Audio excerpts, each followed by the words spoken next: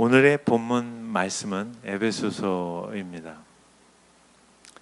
잘 아시는 것처럼 이 에베소서의 말씀은 사도 바울께서 감옥에서 쓰신 편지입니다. 내일을 기약할 수 없는 자신의 삶의 결과가 어떤 방향으로 어떻게 진행될지 가늠조차 할 수 없는 그러한 상황에서 쓰여진 편지입니다. 에베소서는 굉장히 중요한 지역이었습니다. 지금의 터키 지역에 있는 그 에베소 소아시아는 당시에 로마의 그 통치 아래에 있었던 그 지역은 무역과 그리고 경제와 정치, 종교 이 모든 면에 많은 그 중심과 중점적인 역할을 했던 곳입니다. 당시 고대 사회에서 인구 50만이라는 큰 도시를 이미 형성하고 있었고, 그리고 그 에베소서 지역에는 이미 로마의 황제를 신으로 만드는, 신격화하여 우상을 숭배했던 그러한 지역이었습니다. 황제를 신으로 승격시켜 우상화하는 그 작업의 일환으로 황제를 숭배하는 신전만 3개가 있던 그러한 지역이었습니다. 그리고 당시 무역이 성행했던 곳이었기 때문에 굉장히 경제적으로 활발한 무역 활동과 부의 축적이 이루어졌던 지역이어서 지금 역시도 마찬가지이지만 이 풍요와 부요함이 모든 삶의 가치가 되어져 당시 이 에베소 지역은 풍요를 대표적으로 상징했던 아데미 여신의 그 신전들이 굉장히 크게 웅장함으로 모셔졌고, 그것에서 수많은 그 신적인 어떤 그 풍요를 기약하는 많은 제사와 종교적인 행위들이 일반적으로 행하여졌던 곳이었습니다. 사도 바울이 2차 전도 여행에 여러분 익히 한 번은 들어보셨던 브리스길라와 아굴라를 이곳에서 만나서 복음을 전도하게 됩니다. 이 두 부부의 그 복음을 받아들인 이후로 이 에베소 지역에 이 에베소 교회가 사도 바울의 도우심과 또 하나님의 크신 섭리 안에서 교회 공동체로 세워지게 됩니다. 3차 전도 여행 때 이 사도 바울이 다시 이 에베소 지역에 오셔서 3년여 동안 사도행전 말씀에 의하면 눈물로 기도하며 주의 말씀을 증거하고 가르치고 전파하여 이 에베소 교회를 세웠던 그러한 시간적인 내용들이 있었습니다. 그만큼 사도 바울에게 있어서 이 에베소 교회는 의미 있고 그리고 소중했던 교회 공동체였습니다. 이 교회를 향하여 사도 바울이 로마의 감옥에서 가장 먼저 포문을 여는 내용은 하나님을 찬송하는 말씀입니다. 찬송하리로다. 곧 하나님, 곧 우리 주 예수 그리스도의 아버지께서 그리스도 안에서 하늘에 속한 모든 신령한 복을 우리에게 주셨다.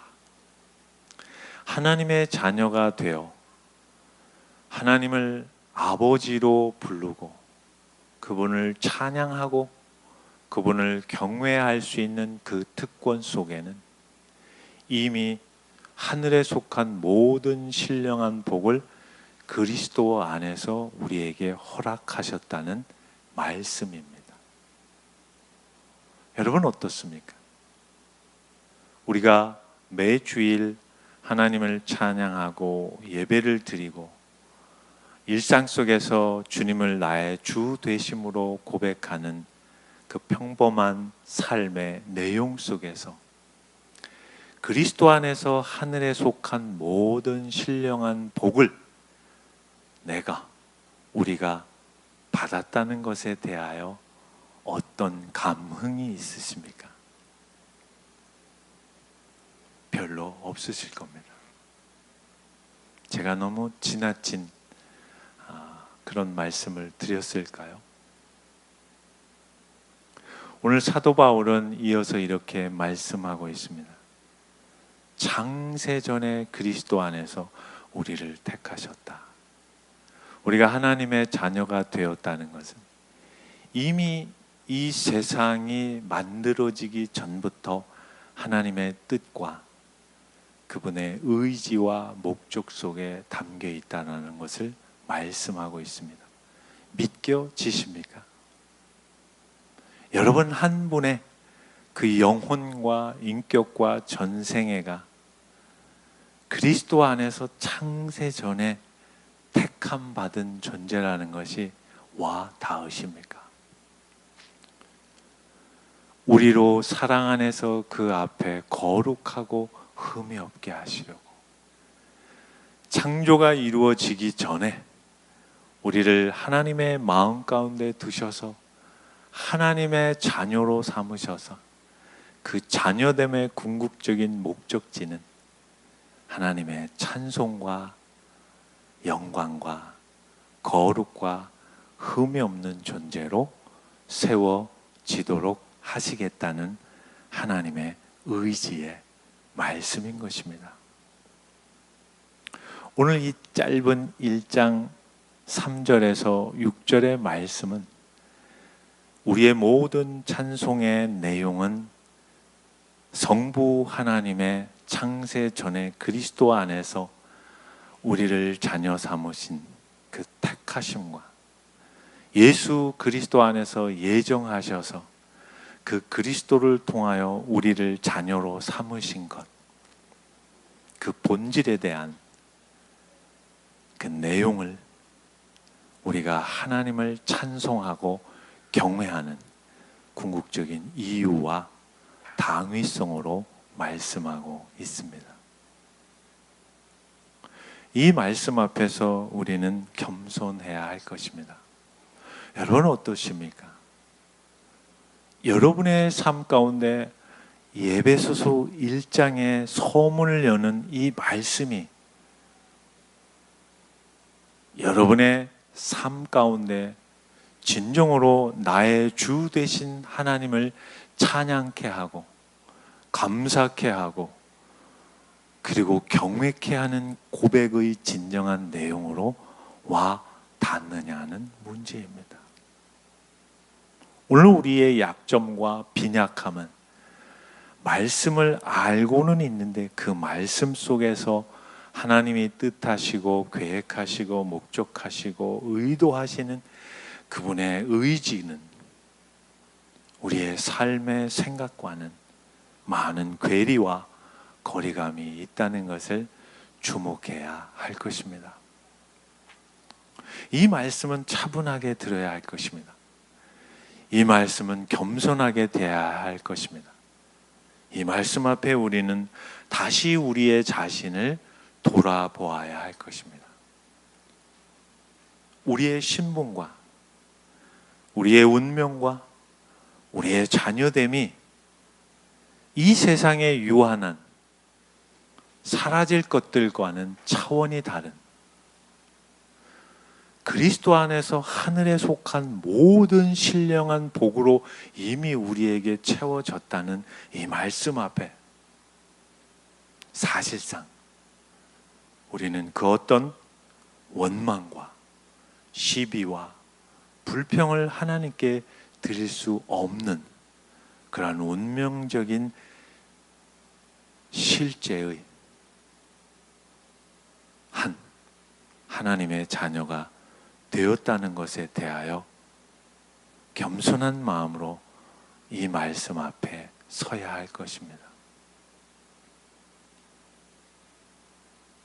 하늘의 신령한 복으로 그 어떤 것으로도 바꿀 수 없고 그 어떤 내용으로도 채워질 수 없고 우리의 그 어떤 수고와 노력과 애씀으로도 만들어질 수 없는 오직 하나님께로부터 허락되는 그리스도 안에서의 진정한 복,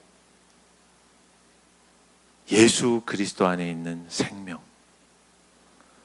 하나님을 닮아갈 수밖에 없는 그 유전자, 하나님의 자녀로서 나뉘어질 수 없는 진정한 복, 그리스도 안에서 그 모든 것이 허락받았다고 오늘 이 에베소서의 말씀은 우리에게 선포하고 있는 것입니다. 어떻습니까?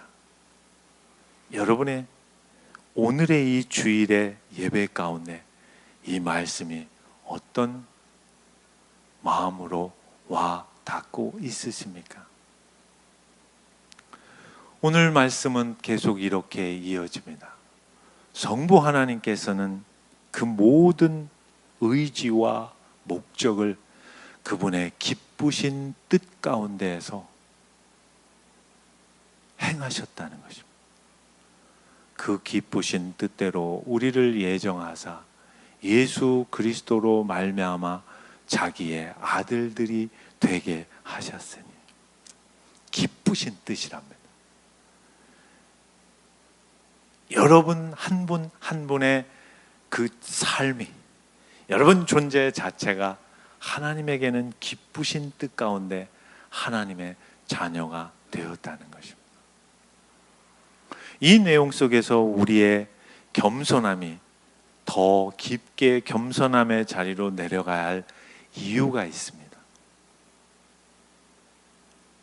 그럼 다른 사람들은 어떻게 되는 걸까? 나의 다른 가족은 어떻게 되는 것이지? 성경은 그에 대하여 침묵하고 계십니다. 오늘 이 에베소서 1장의 말씀을 우리가 대하면서 진정한 감사와 하나님을 향한 경외함과 예수 그리스도 안에서의 복됨을 찬송으로 고백할 때 꼭 기억해야 할 것은, 하나님께서 침묵하고 계시는 그 침묵의 경계선에 대하여 우리의 생각을 쉽게 넘나들어서는 안 된다는 것입니다.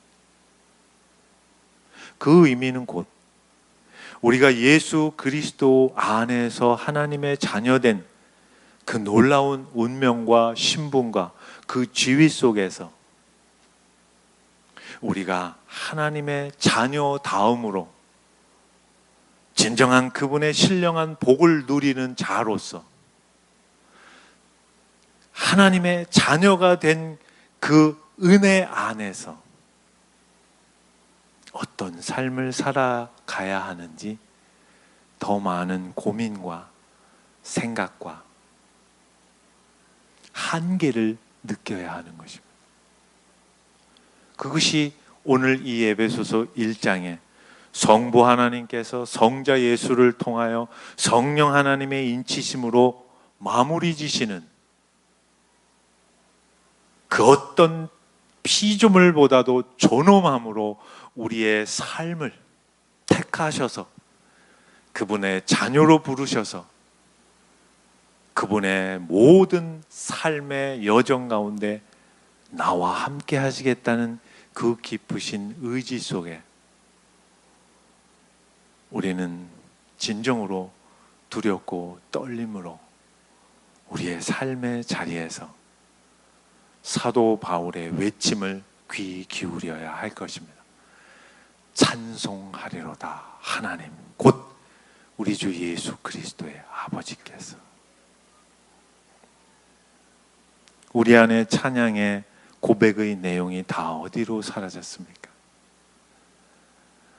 우리 안에 일상 속에서 누리는 그 모든 내용의 조건과 형평과 처지 안에서 그리스도 안에서 하늘에 속한 모든 신령한 복을 주셨다는 이 말씀 앞에 왜 우리는 그렇게 작고 초라해져야만 하나요? 무엇이 문제일까요? 하나님께서 문제이실까요? 아니면 우리 자신이 문제일까요? 계속 에베소서는 이렇게 말씀합니다. 이는 그가 사랑하시는 자 안에서 우리에게 거저 주시는 바 그의 은혜의 영광을 찬송하게 하려는 것이라. 우리는 다 아직 헤아려 알지 못합니다. 하나님께서 우리를 그리스도 안에서 택하셔서 은혜의 영광을 찬송하게 하는 자리까지 세워 가시겠다는 말씀의 의미를 다 모릅니다. 분명한 것은 하나님의 의지와 목적만 알 뿐입니다. 어디에서? 우리가 살아가는 오늘이라는 현실 속에서. 오늘이라는 현실 속에서 하나님의 은혜의 영광을 찬송케 하는 존재로 우리의 전 인격과 모든 생애가 그분을 찬양하는 자리까지 이끌어 가시겠다는 내용 속에는 지금 우리가 겪고 있는 원망과 내 자신에 대한 절망과 세상에 대한 탓함과 이웃에 대한 포기와 내 가족에 대한 불편함이 그대로 녹아져 간다는 것이죠. 오늘 이 말씀을 우리 모두가 한 주 내내 끌어안고 살아온 매일이라는 일상의 내용 속에서 어떻게 하나님이 우리를 그리스도 안에서 그의 영광의 찬송으로 인도해 가시는지를 주목해야 하는 것입니다. 그것이 신앙생활입니다. 그것이 예수 그리스도를 믿는 삶인 것입니다. 누구에게도 원망하고 핑계댈 수 없는 부르심의 내용 속에서 은혜의 영광을 찬송케 하시겠다는 것입니다. 분명히 우리 모두 알고 오늘의 예배를 마무리해야 할 것입니다. 그렇지 않다면 우리는 하나님의 뜻과 의지와 목적과는 많이 다른 나의 생각과 계획과 의지와 목적으로 우리의 모든 신앙을 채워가기를 애를 쓸 것입니다. 하나님께서는 그 어리석은 애씀조차도 그분의 영광과 그분의 찬송의 자리로 우리를 만들어 가시겠다는 그 놀라운 하나님의 넓으심과 크심과 깊으심과 그 부유하심을 이 말씀 속에서 생각지 못한다면 우리는 또다시 한 주를 나의 계획과 목적과 의지의 내용으로 채워가며 노력하며 애쓰며 살게 될 것입니다. 그 어리석음에 기초한 하나님의 경외함의 찬송도 하나님은 받으십니다. 그러나 우리가 빈약해지죠. 우리가 늘 목마르고 배고프죠. 우리가 늘 아파하고 답답해하고 있지 않습니까? 하나님께서는 오늘 사도 바울의 입술을 통하여 최악의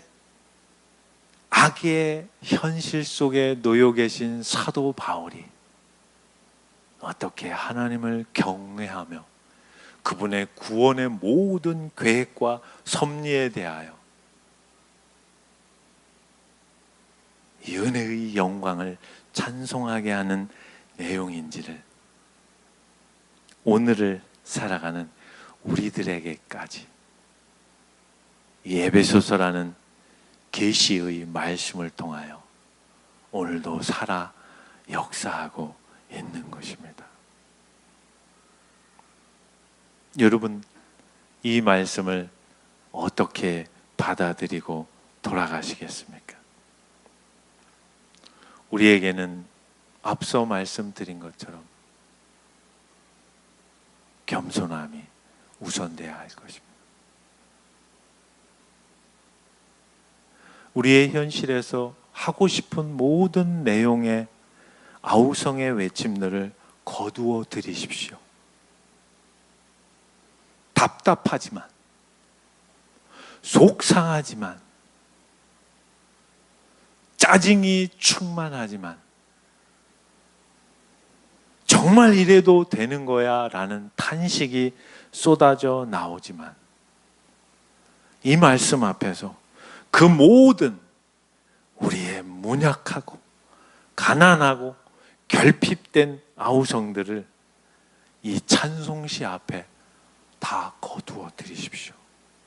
그것이 우리가 드릴 수 있는 진정한 찬양의 고백이 될 것입니다. 여러분이 이 말씀을 한 주 동안 생각하실 때마다 여러분의 마음 가운데 터져 나오는 그 불편한 아우성들을 거두어 드리십시오. 그리고 주님 앞에 겸손의 마음으로 나아가십시오. 우리를 어떻게 선택하시고 우리를 그리스도 안에서 어떤 과정으로 자녀를 삼으셔서 그의 기쁘신 뜻을 이루시려는지에 대하여 인내와 겸손과 작아짐만이 이 말씀이 우리의 전 삶의 부유함으로 드러나게 될 것입니다.